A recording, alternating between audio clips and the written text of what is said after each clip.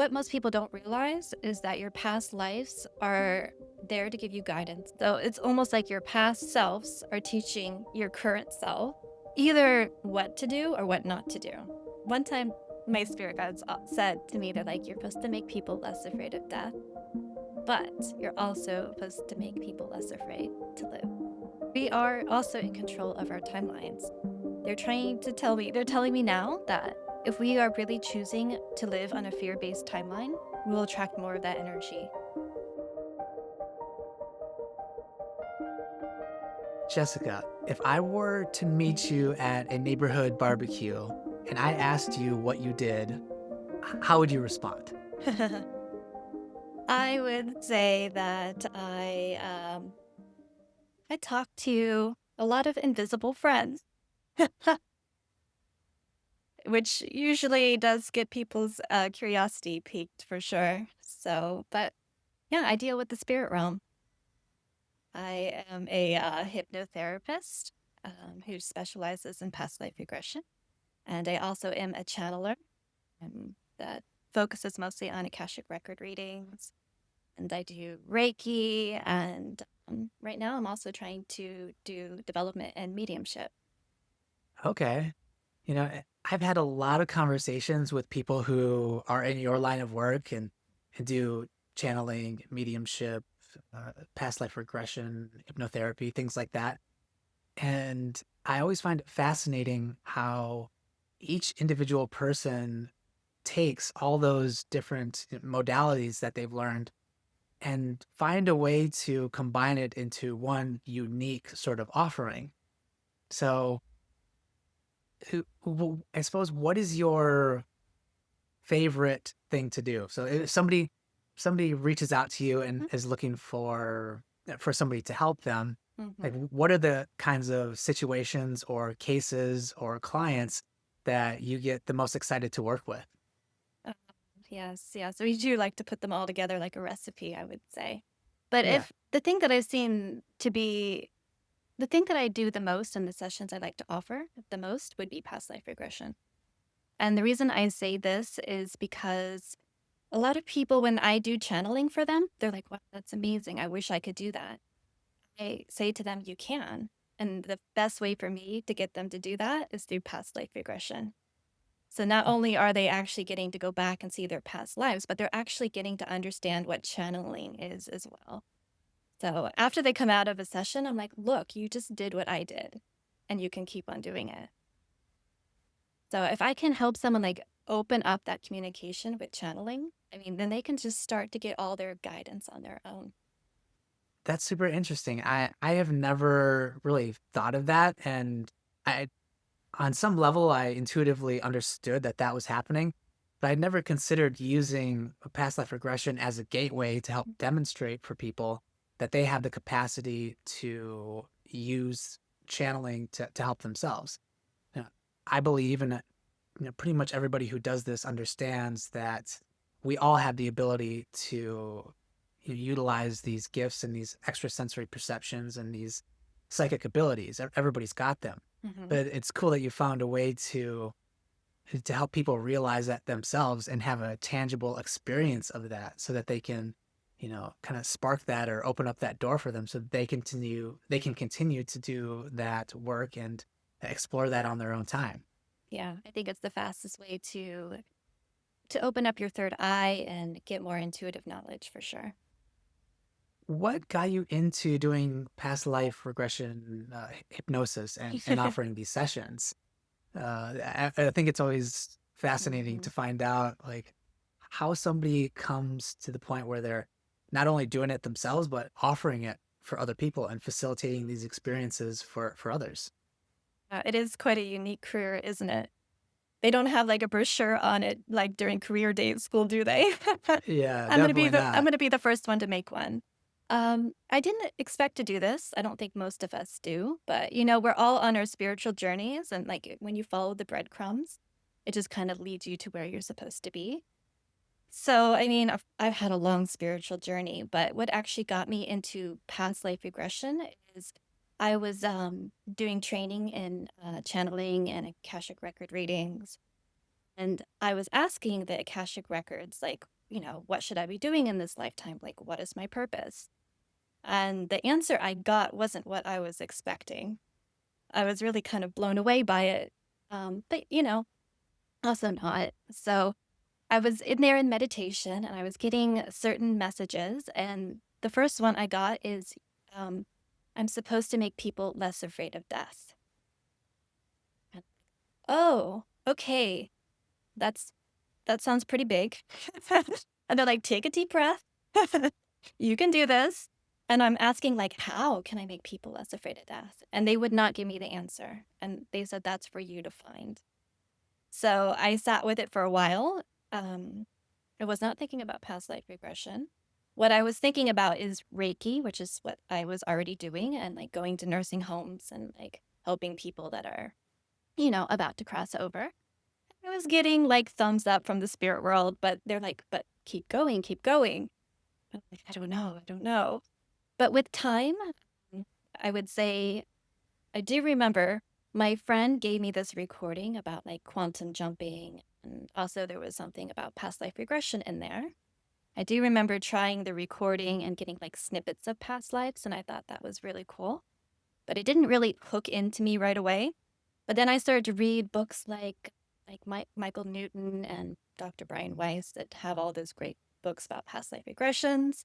And then like the little bell went off in my head. Oh, oh. So then I'm like, I gotta do this. Mm, But the thing is, I wanted to get trained in past life regression. And I was living in Asia at the time. And I was looking everywhere where I was. I was in Singapore. There was no training in past life regression. I'm like, what am I going to do? So I was meditating on it as well and asking for more guidance. And I was getting other messages about, like, you need to go to Los Angeles. I'm like, oh, okay, that's interesting. Am I really going to uproot my life and just go to Los Angeles? And they're like, well, get ready to. So I let that sit for a while. And they were also giving me messages like, you have more, they were telling me, you're all supposed to go to Hollywood to help balance the darkness. I'm like, that sounds really intense as well. I'm like, well, can you give it to me in smaller chunks? But anyways, I did actually uproot my life. I did move to Los Angeles. I did find someone to train with to be a hypnotherapist that specializes in past life regression. And I am currently, it seems like, helping out some people in Hollywood, try to balance out the darkness of Hollywood. So here I am following what I learned from the Akashic Records. Man, that is a heavy lift. I lived in Southern California for a period of time, and y- Southern California is amazing, and it's, attracts so many people. There's, you know, anything you could ever want to do, you can find access to there. Very diverse, and just LA itself it's an incredible place, but the energy there is super intense. And I got to the point where I didn't even like driving through LA. It's like there's just a lot of energy there. So how do you manage and how do you maintain a grounded and centered life such that you can have a positive impact on your clients and so that you can show up in a way that's grounded and clear for them? Yes, I have to go to the beach quite often and just really plant my feet in the sand. But in general, yes, you are absolutely right. There is a lot of energy here, but there are also a lot of beautiful individuals with a mission, and I really appreciate that. So when I'm connecting with those people here, it gives me a lot of energy and inspiration, and then again, it just makes me feel like I'm not alone. So I mean, there is quite a big spiritual community here. I think that we are pulled to this area because this area really needs it. So when you're talking about Akashic record readings, how would you describe the Akashic records? Like how would you define that? Yeah, mine it does feel a little bit different for everyone. I know like the general uh, term people would say is like it's a cosmic database of our lives, like who we were in the past, who we are now, and I would say potential futures. Some people just say futures, but I say potential futures because I really believe that we have free will. We might have like certain lessons that we're meant to learn, but I feel like we have different paths to get there. But I mean, you can access the Akashic Records through channeling, which is to me is just like meditation, but you're like trying to tune into a certain brainwave, which is basically the same one that you can feel like when you're in hypnosis.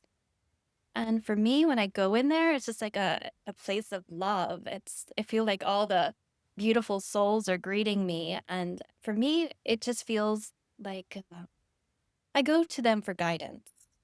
I mean, you can go to them, you can get past life information, you can get more information about like who you are now. But in general, they're just really trying to help us with our purpose, our mission.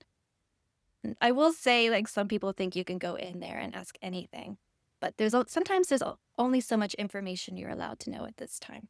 You can't know the lottery numbers. I ask. I didn't win the lottery yet. When somebody comes to you for a past life regression or an Akashic Records reading, what are some typical themes and things that you see over and over again, different reasons people are coming to you that are fairly common? It seems like most people are coming to find out what their purpose is. That seems to be the question that's most asked. Of course, another theme is they want to know about love. Will they find love, or maybe something about their love interest? Sometimes they come with these really profound questions, and at the end, they try to sneak in one about their love life, which is fine. I think it's cute. Um, yeah, but mostly it seems to be based around purpose or just, yeah, the bigger questions like, yeah, why am I here? What am I supposed to be doing? Because a lot of people who like think there has to be more to life, and there can be. Yeah, I really appreciate those kind of questions and those insights that we get. For past life regression as well, it's really can be connected to your purpose too. When you do a past life regression, which I know you have done quite a few, right? Yeah. Mhm. What most people don't realize is that your past lives are there to give you guidance for what's currently going on now. So it's almost like your past selves are teaching your current self either like what to do or what not to do. They'll either be your cheerleaders, so like keep going, or maybe like stop, reassess, maybe pivot, don't do what you did in this past life.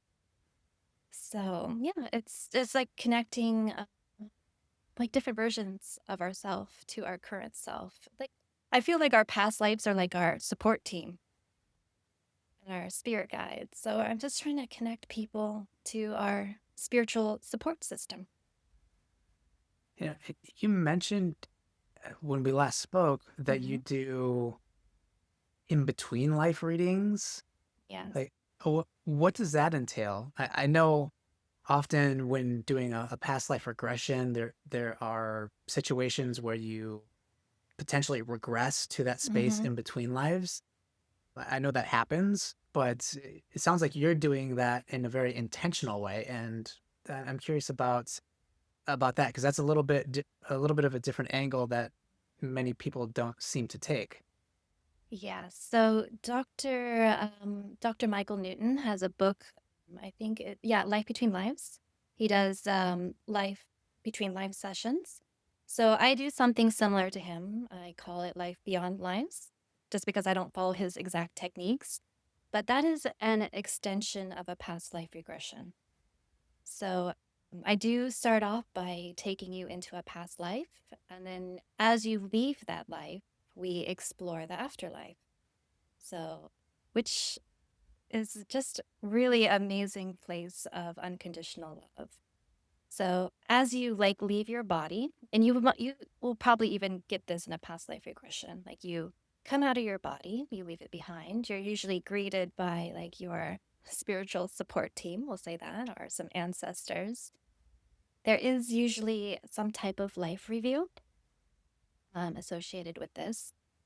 That is very fascinating because it's really a place of non judgment, which is a little bit different than what most people think. You kind of just, yeah, you review your life, things that you could have done differently or things that you're really proud of. And then Then you start to assess what you want to do in your next incarnation. So in the session, you might like try to look into different bodies and different lives and try to choose what you want to experience. You can talk about certain lessons you want to learn. Like if you had like a past life and something that you want to redo, we'll say that. You can redo it again in this next life and another version of yourself, which is cool. It's kind of cool to like click on like you're like choosing your avatar for the next life. You can feel like if it's on a computer screen, you just kind of click on the person and see like what kind of life would they have and would I learn my lessons. But beyond that, like you can also travel with your spirit team to like different realms. So this is also a place of rest and rejuvenation. So and you just feel so light. Like you don't have the density of the body and you're just surrounded by so much love. And in this state between lives, you're just like merging. I don't know. I feel like everyone will see it a little bit differently, but usually you're just merging with source and you're merging with other souls and you're sharing information. And you're taking the information that you've learned from your previous life and you're like depositing it into the collective consciousness, I would say. Some people will see it differently. I usually see it on a lot of clients see it as like the tree of life. So I feel like we're like attaching and we're like depositing our information and like we're all connected and we can just tap into each other's information, which really makes you just feel so expansive. And then you could just journey into the afterlife. You kind of can create this world that you never thought existed, but can exist. And yeah, it's just a place of connection of all the souls. It's like this beautiful merging experience. And I don't know, I feel like it's a vacation. Sometimes I trade sessions with other hypnotherapists and I'm like, take me on vacation. Yeah, and then you choose. You can talk with your soul family, which is usually, I would say, I don't know, 5 to 12 different souls that you usually reincarnate with. And, and the funny thing is, I'm laughing because the spirit realm is actually quite hilarious. So sometimes you have like this board meeting with your spirit team and soul family, and you're just joking around with them. And sometimes, like, who are we going to be next time? It's almost like you're writing a script, I guess, for your next lifetime, and you're getting like this different information, like how you're going to build the cast of characters and who's going to play which role each time. It's really funny. So yeah, I really recommend the Life Between Life session. It is, yeah, I don't, you don't know where it's going to go, but it always has some meaning to it. It's really beautiful. I've created quite a bit of content around reincarnation and talking about the, the journey that we go on after we leave the body, the life review, and all the things that you described. And often in the comments of these videos that I put out, people will say, my life has been so hard. Why would I have ever chosen this? If I have the choice, I'm never coming back. And because I've had so much experience and have explored these spaces myself, I empathize with that. And I say, yeah, and that's a wonderful place to be, but it's not a space of growth. Like you don't add any additional experience. You're able to, like you said, it's a restful space, but that's not the space where you can really add new skills or add new lessons. So, what would you say to somebody who is questioning why on earth would I have come here? Why would I have chosen this? Like there's no way that I would have ever chosen to do what I'm doing now. Even I feel that way sometimes. Yeah, life is it is a test, isn't it? But it's like what you said. It is just for soul growth. And sometimes when we're in this place in this 3D reality, we don't understand it. That's why I think it's really helpful to have past life regressions or life between lives because you really do get a different view on things. But I mean, I also joke about it all the time. Yeah, it is a challenge, isn't it? But there's beautiful moments to it too. I hope everyone can find those beautiful moments. I agree 100%. And when it comes to doing past life regression and this sort of work, how much is too much?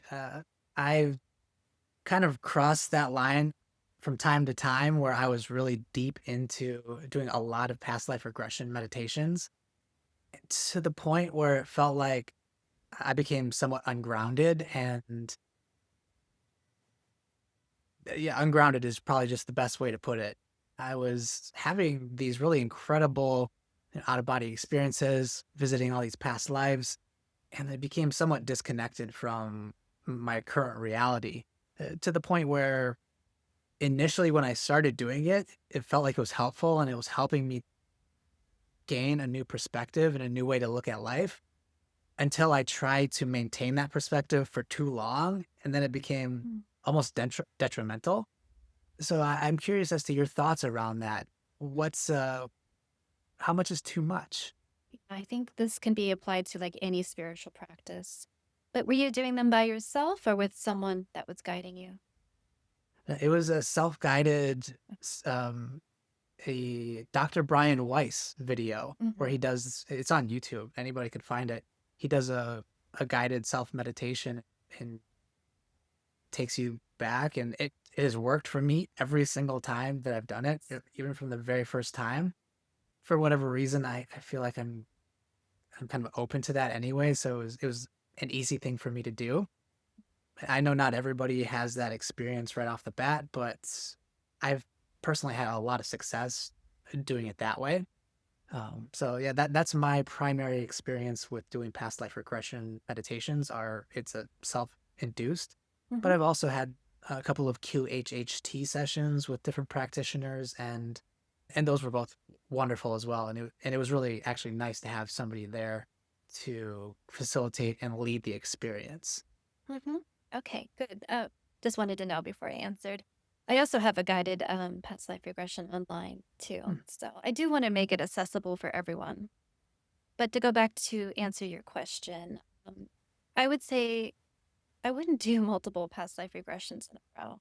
I really think that we need a integration period.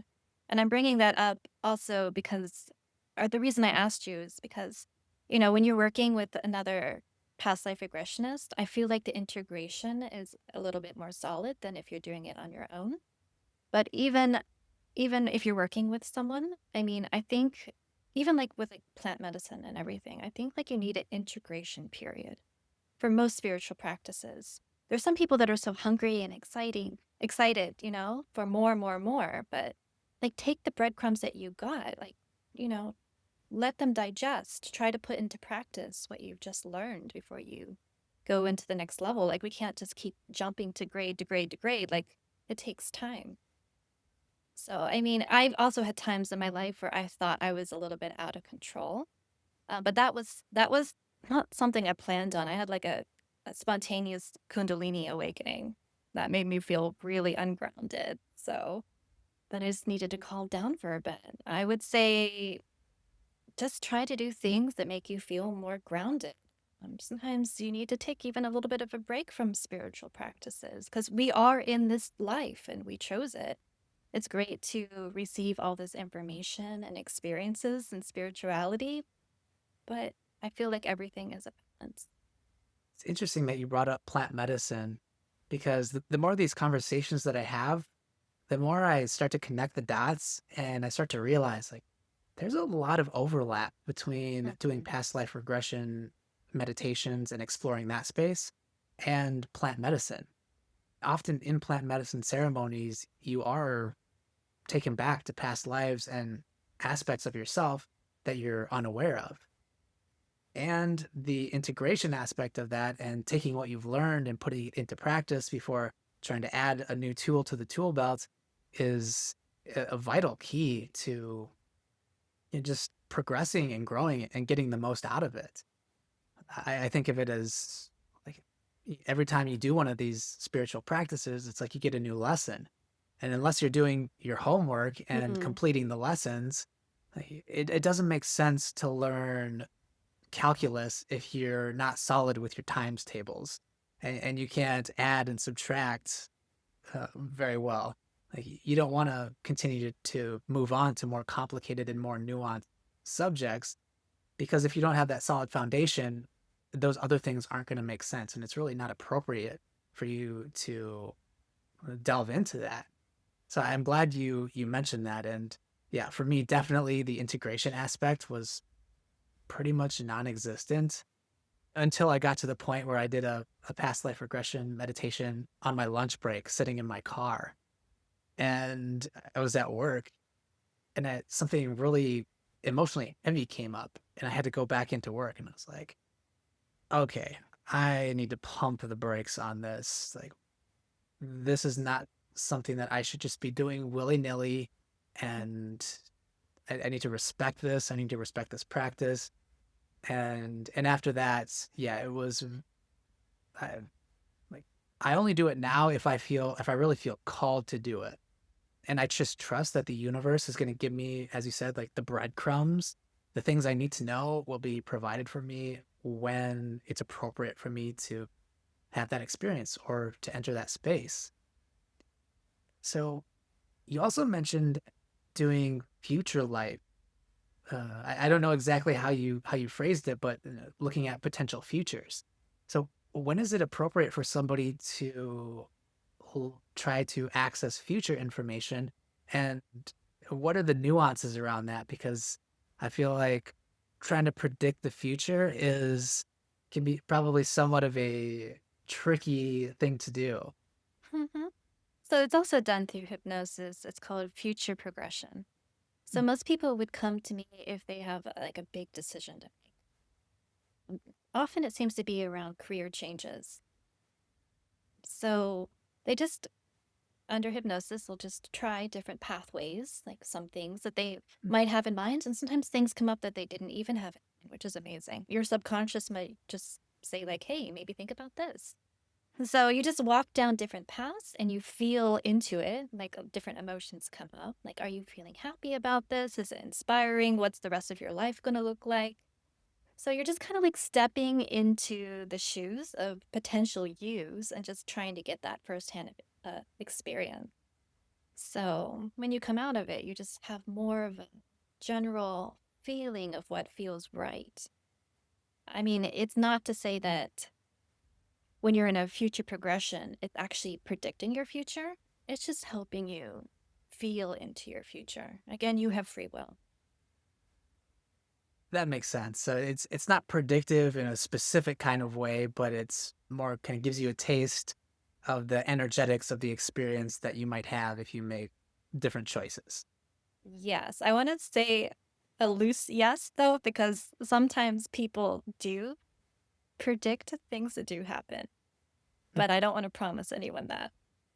But when it does happen, they will call me and they're like, no way, I can't believe this happened. This is what I saw, which is amazing.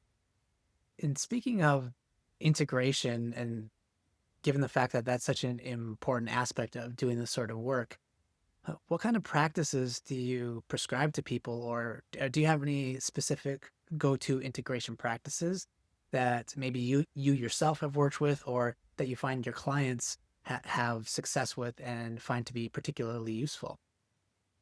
I would say, especially like after past life regression, as you said, like when you did it in the car before work, I mean, I would definitely say right afterwards, clear your schedule. I mean, I would say messages are still going to be coming in the rest of the day.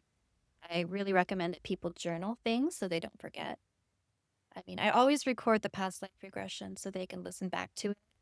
And when you listen back to the recording at different times, even like a month later or a year later, it's surprising how many more messages in there, how many messages in there that you hear differently in the future that might even pertain to that time.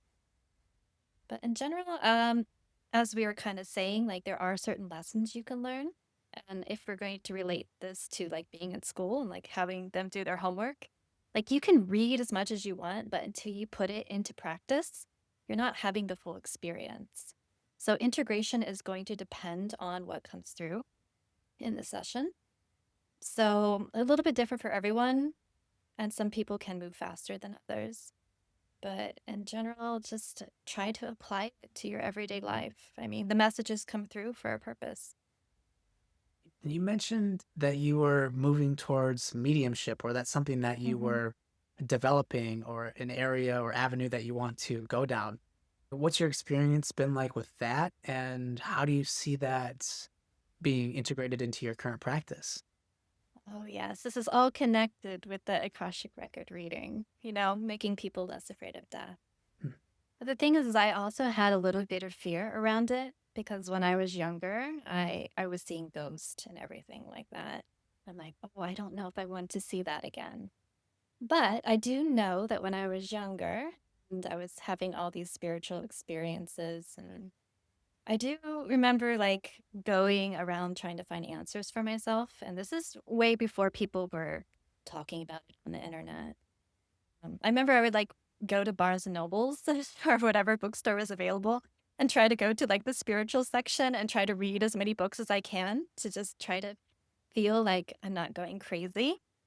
And it's so strange, but as I was a kid, I used to like to read the dictionary for fun. I don't know why. But I remember finding this word in the dictionary, medium. And I remember my spirit guides like really making me focus on this word and like circling it for me, like a medium. And I read it and it was like people who can contact like the spiritual realm. And I just remember really understanding that that's what I am. I don't know, I was like 8 or 9 years old. And I was telling my spirit guides, like, I really think this could be helpful, to make people less afraid of death because they're getting to speak to someone that they've loved that's passed over. It's just me trying to move out of my own fears to be able to do this. But I'm getting a lot of encouragement now and I'm doing some courses on it and practicing. And it's actually been a really, really beautiful experience. And I really like the evidential part of it as well. So, yeah, I hope to be able to offer this soon for others because I think it really still goes along with my purpose. And you mentioned as a kid you were having psychic experiences. So this something that's been with you your whole life? I know you mentioned the Kundalini awakening, and I know often for many people that's a catalyst for a plethora of psychic abilities to come online. But it sounds like this may have been a part of your experience for a long time.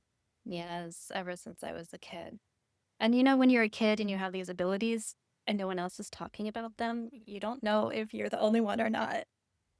And luckily, my mom, she has some intuitive abilities, and she did tell me that some strange things might happen in my life and not to be afraid of them. But if I started to talk to friends about this, they thought I was crazy. So I just suppressed so much for so long. But yeah, breadcrumbs of experience, one thing leading to the next. But I definitely had time in my life too where I just tried to shut it all down and just live a normal life. I feel like a lot of us have done that. Yeah, I can certainly relate to your experience, feeling like I was the only person in the room that was seeing things or understanding or noticing things. At a certain point, it became obvious to me that nobody around me was sharing my experience. And like you said, it can make you feel like there's something wrong with you, or you're going crazy, or just like something's not right. And I believe that we're moving into a time on this planet where more and more gifted children and people who are just naturally open to their intuitive gifts are being born and choosing to incarnate here. So I think these sorts of conversations are really important to have. And, not just for the people who are potentially seeking, uh, looking for a spiritual practice like past life regression, but also for parents and caretakers and people who are interacting with potentially very sensitive children. So if somebody approached you and they said, "Hey, my I feel like my kid is they're talking to people that I can't see, or they're accessing something that I'm not aware of," how would you tell them to approach that, or what advice would you give a parent with a gifted or very sensitive child? Have to see where their mindset is already. But I mean, of course, I think you need to nurture your child's abilities. I think there's a lot of great support groups now, support groups that didn't exist when I was younger. But I mean, it's also possible, maybe for the parents too, just to start to question everything too and have their own spiritual experiences. I mean, maybe they want a past life regression. I'm not going to push it on them. But I mean, I guess there would probably be some good books that they could read.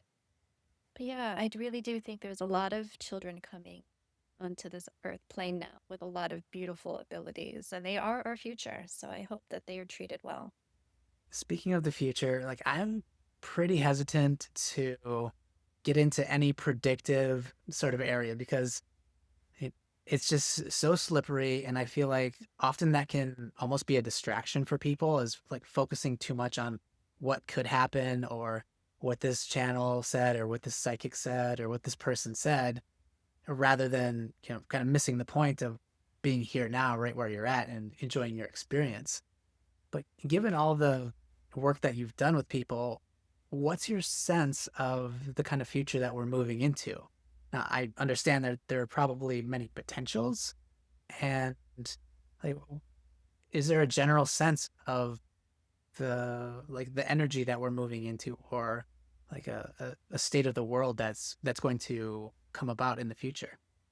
I wouldn't say that I do too much predictive work, but I'm trying to think of like messages that come through for others because a lot of people do come in with fears, hesitations about the future.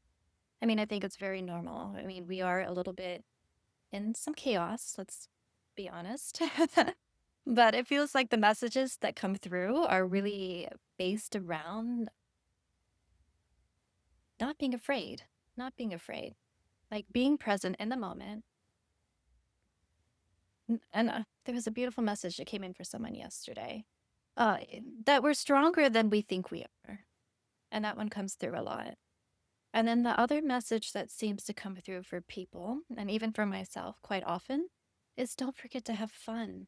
Even if there is some chaos around us, like, let's not forget to have fun and be supportive of each other and to find community and even just to focus on the small things or the things that we can control. Because there's always going to be these storms in the background, right? We might even be in a storm, you know? But like focus on what we can and a lot of things about inner strength and just realizing that we can handle a lot more than we think we can. That's all I'll say for now. I don't really do too much predictive, Yeah, but that's perfect. And like I said, I'm hesitant to get into the specific predictions and things like that. I personally, I trust that whatever's going to happen is going to happen for a reason, and that's what we're supposed to experience. And therefore, trying to think about it or overanalyze it is just basically a waste of my time. It's going to happen whether or not I understand it, or things are going to happen that are out of my control, and I just need to do the best that I can in the moment to to deal with what comes up. And I trust that the universe is never going to provide me with an experience that I can't handle, and I believe that for everybody. And even though we may perceive that, this is something that's too big, I don't think it ever really is, and that we always have the ability to rise to the occasion and meet whatever kind of situation arises in our life, even the challenging ones. it's interesting right now because my spirit guides just made me like take a look at the name of your channel again, alternate timelines. And they wanted me to say that we are also in control of our timelines. They're telling me now that if we are really choosing to live on a fear-based timeline, we'll attract more of that energy. So they want me to remind everyone just, try to stay more positive and focused on the beautiful aspects of life and love because we are creating our own future, our own timelines. And it's interesting that your core mission in this life, and probably multiple lifetimes, is to help people become less afraid of death. That is a big motivator for myself as well. I spent quite a lot of time facilitating plant medicine ceremonies. And one thing I realized after doing it quite a bit and working with a lot of people was that a lot of the things that manifest as dis-ease in people's lives, symptoms of depression, symptoms of anxiety, the different manifestations of illness, are quite often, if you really drill down and get to the root cause, is this underlying fear Yes. of death. You wouldn't think of it, and it's not apparent by just looking at people and seeing all the different issues that people experience. And like, for me, I just saw it over and over and over again. When I really drilled into it with people, like that's where it would almost always go, to this underlying fear of death. And it's almost like you're carrying around a weight your entire life, like a this thing that you have on your shoulders that's you don't even recognize that it's there. It's always in the back of your mind. It's always present and it's always lurking and it's always having some sort of effect on you, even though you're typically unconscious of it. So I'm curious as to like how that lands with you and how you've seen that fear manifest in people's lives. That's really interesting that you said that. Yes, I do agree. I feel like most causes of disease is related to fear. I wasn't sure if you're going to say fear of death, but I can definitely see how that could be. But I also see, yes, many people have a fear of death, but a lot of people also have a fear of living, which is interesting about actually living. Some people are so stuck in their comfort zone. So, I mean, one time my spirit guides said to me, they're like, you're supposed to make people less afraid of death, but you're also supposed to make people less afraid to live. How do you perceive that fear of death manifesting in people's lives? What are they experiencing in their life as a result of that fear of death or any sort of fear that they're hanging on to consciously or unconsciously? Not everyone knows that they have the fear of death. I think that's what you're saying when that's coming up in the plant medicine. So sometimes they don't even know why they're coming to me, but their subconscious is revealing that they have a fear of death. That could be halting them really from doing what they really want to do, like playing safe. I mean, it's okay. You should be careful what you do. We shouldn't. They're all caution to the wind. um, but I just feel like there's a lot of people not actively following their passion or following, not living. Yeah. I mean, it's amazing what the subconscious will say when they're under these states. But I really do hope when they have a session, when they hear it come from themselves, all this information, all this that guidance that's coming out from themselves, and they listen back to the recording, that they do actually build up enough bravery to live the life that they should be living. I mean, I know that we have multiple lives, but still the most important one is the one that we're living right now. And we should really do our best to make the most of it. That's quite the juxtaposition between the fear of death and the fear of living. Hmm. When you say that, it seems like they would be on two distant ends of the Hmm. spectrum. But I think kind of what you're alluding to is if you really dig into it and you really examine it, they might be two sides of the same coin. Yeah, the fear of living and the fear of death, because they probably have similar sorts of an impact on our lives. I can totally see how if somebody is able to come to terms with the fact that this life is impermanent and our spirits are made out of energy, energy never dies, that we come back over and over and over again. Like you mentioned, it kind of takes some of the heaviness away from it, some of the seriousness, and it allows you to potentially look at life as like, hey, this is not my first time. It's not going to be my last time. So, I don't need to hang on to the fear and all the heaviness. If I don't get something right, if I don't do it perfect this time, I'll have another opportunity to try again in the future.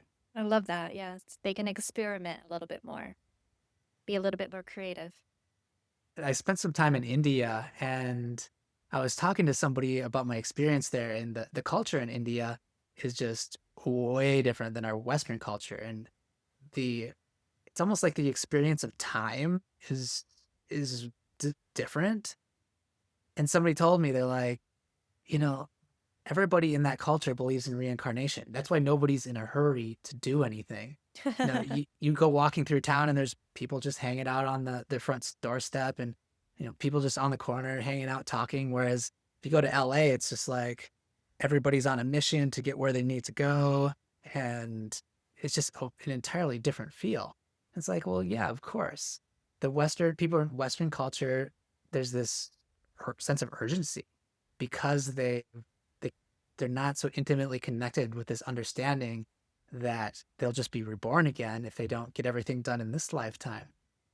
So I'm wondering that urgency, that sense of needing to get things done now, how does that change people and how do people often react when they have one of those breakthrough moments and they realize like, oh, this isn't my first time and this fear that I've been holding on to is really unnecessary. Well, when you're talking about this, I'm also like, oh, I'm one of those people with urgency. But I'm also been told like I have a very proactive soul. I always get these messages like it's okay to slow down. You don't have to do it all in this lifetime.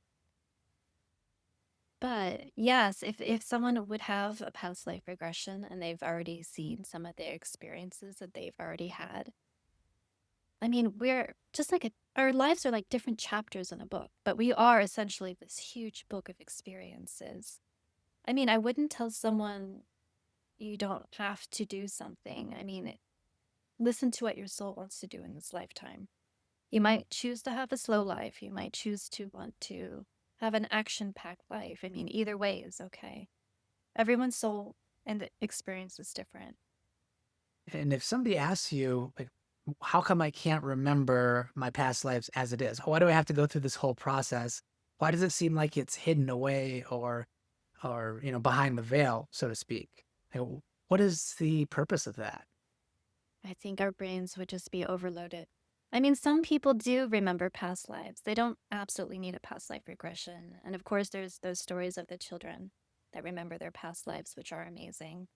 But can you imagine if we had all that information at once? I think we would go insane. It's better if it just comes in, if it's like drip fed to us, right? And then we can just integrate it into our current life. Otherwise, it would just be too much, too overwhelming. Yeah, I think we get and the information when we need it. that's very much my sense as well. As we start to wrap this up, if somebody's interested in connecting with their spirit guides or making a connection to a potential source of information in the spiritual realm, what are some practices that might be useful for them or that they could start to delve into in addition to, potentially past life regression therapy? But I'm thinking more along the lines of an open line of communication where you can get encouragement and subtle hints in a very kind of real time, like a prayer, Mhm. so to speak. I still think most of it comes down to meditation. I think that's still the best practice that we can do.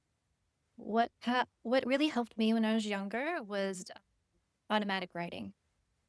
So I don't know if that's for everyone, but I mean that would be like to go into a meditative state with a pen in your hand, sitting in front of a blank piece of paper, and maybe ask a question, and then just kind of just let your hand kind of like you can start with yes or no questions. I even say maybe use your less predominant hand because you kind of it's like a different brainwave. So I think automatic writing is very useful, but in general, meditation, I just feel like everyone can start to access guidance, spirit guides, sources of inspiration through meditation. Of course, there's so many different kinds of meditation. But, yeah, if you need, That was my next question. That was my next yeah, question. For a lot of people, the word meditation is relatively ambiguous. So, yes. what forms of meditation, or do you have a preferred method or way to meditate? Yes, I would still say start your meditation off with like clearing your mind and calming down and doing breath work. But then take your questions into meditation. Once you've reached that frequency or that brainwave, I think you're more connected. And just stay open for what guidance you can receive. I know a lot of people are going to doubt it in the beginning, but the more you practice, the more you get familiar with that realm, the more you start to trust the answers that you receive. It sounds like what you're saying also is practice. Like keep Mm. trying and keep at it and make it a practice, something that you do on a regular basis. Mhm. Yes, exactly.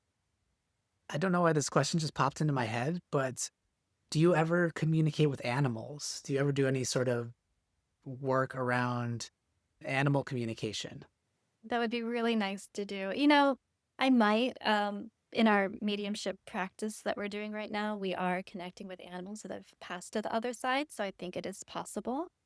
But I haven't focused on animals, but not opposed to it either. I love animals. It would be it yes, they definitely have souls and they definitely have things to say is that I know for sure.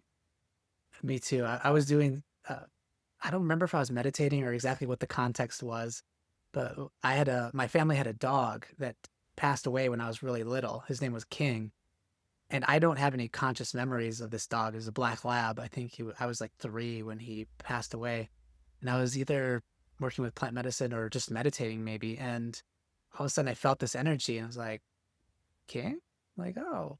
And I didn't, again, I don't have any conscious memories of this dog, but I recognized him right away. I was like, oh, that's, that's super interesting. And I'm just thinking that many people have super deep connections with their animals. And I think that would be a really fascinating way to explore those sorts of relationships through past life regression and going into a past life regression session with that intention of trying to figure out like your connection to the animals in your life and if you've had them in the past or there's a lot of different avenues you could go down with that, but uh, I've been spending a lot of time with my animals recently, so that's kind of been on my mind.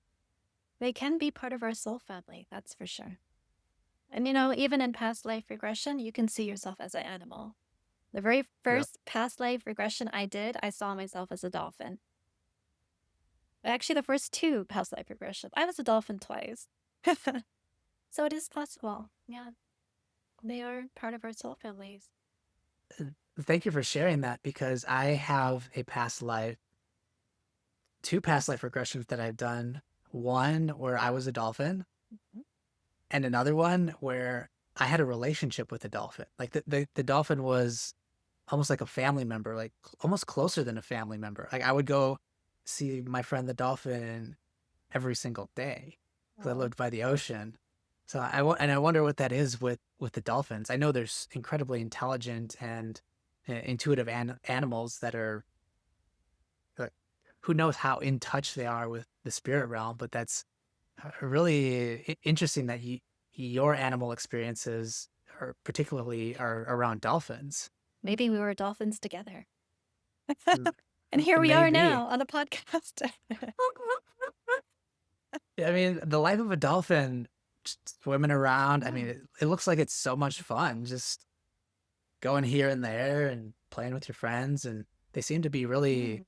inquisitive, playful creatures. So, I remember it felt like freedom. Yes. all right, Jessica, this has been an incredibly enlightening conversation.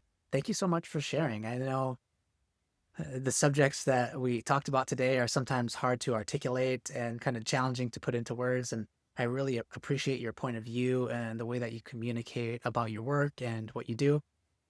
If anybody's interested in working with you and learning more about what you do or just connecting with you in general, what's the best way for them to do that? I am on all the social media platforms, but my website is, you can look up Spirit Explorations. So Hmm. www.spiritexplorations.com. I'm on Instagram, all of them. So you can find me that way. I think I found you on Instagram and I've been following you for a while and really enjoying your content. And I'm so glad that I reached out and we were able to make this connection and have the conversation.